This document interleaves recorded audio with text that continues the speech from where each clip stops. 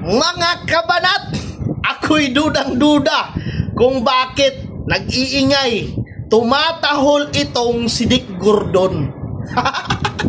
Ako sa palagay ko lang, itong si Dick Gordon ay may hinahangad to, mga kabanat.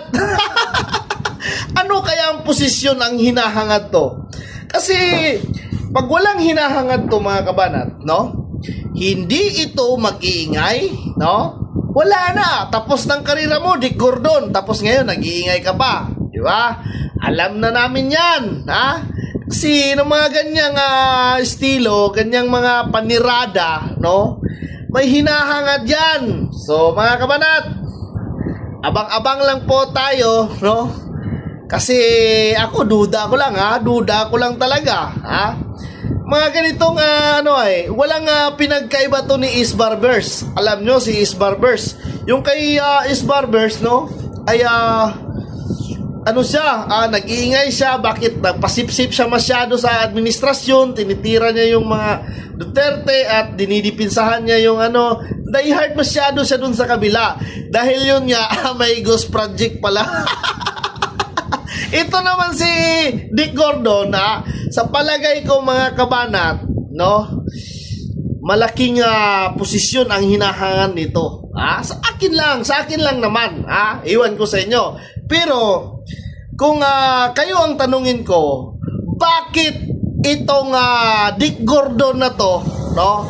Tapos naman yung karera niya, putak siya ng putak, ingay siya ng ingay, tira siya ng tira, no? Baka may hinahangad to. So ang gagawin natin ito, mga kabanat, no?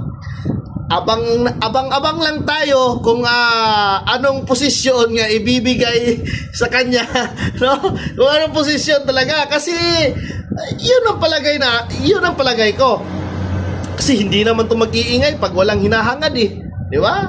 Tapos na yung karera niya, no? Kung ano yung gusto niyang patunayan noon pa nga nasa posisyon pa siya, naging senador siya, doon niya dapat patunayan kung ano yung dapat nang ipakita sa taong bayan. Ngayon, wala na sa larangan ng politika. Di ba? Bakit nag-iingay pa? Ano ba? Parang mahinahangad o nagpaparinig para mapansin? Ano ba talaga?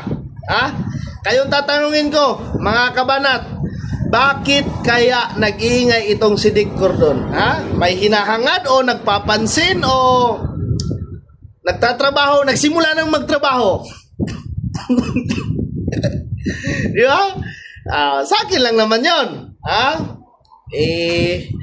Kasi yung mga ganitong sistema, lahat ng mga nag-iingay, gaya ni Trililing, no, ay may hinahangad yan. So, alam naman natin yan yung mga, wag nyo nang paikot-ikutin ng mga tao, kasi alam na natin yung mga panirada dyan, di ba? Sa akin lang naman, palagay ko, Dick Gordon, kasi nag-iingay ka parang nagpapansin ka o ano ba talaga? Ikaw lang makakasagot nito, Dick Gordon. Pero sa akin, sa palagay ko, may hinahangad ka, kaya ka nagkaganyan, kaya ka nag-iingay. Ayan, abang-abang lang tayo, mga kabanat.